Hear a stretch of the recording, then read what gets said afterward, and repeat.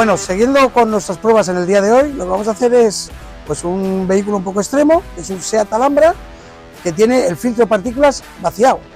En el momento actual tampoco pasaría la ITV si se entera, pero lo que vamos a hacer es ver lo que pasa con la medición de partículas con un vehículo que no tiene filtro de partículas.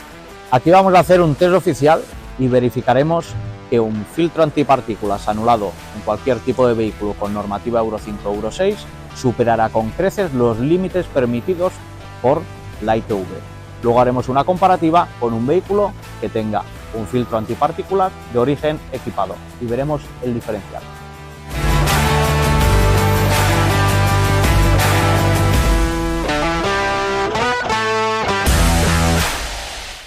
En esta ocasión hemos hecho el test oficial sobre un vehículo que tiene el filtro antipartículas anulado. Podemos visualizar una emisión en el test de 7,5 millones de partículas. Evidentemente, este vehículo tendría que sustituir el filtro antipartículas por uno nuevo.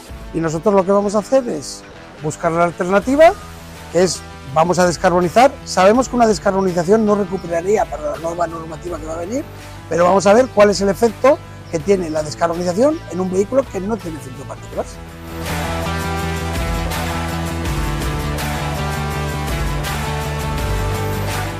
Como hemos podido observar, este vehículo, al tener el filtro de partículas vaciado, en la nueva normativa no pasaría por partículas emitidas, no pasaría la inspección técnica, pero en la situación actual ha pasado la ITV hace 2 meses, o sea, tiene el filtro anulado, nadie se ha dado cuenta y ha pasado la inspección técnica. Procedemos a la descarbonización, el equipo ya está conectado a la máquina con nuestro sistema de seguridad de Mutec y procedemos a la descarbonización, 1 hora de tratamiento.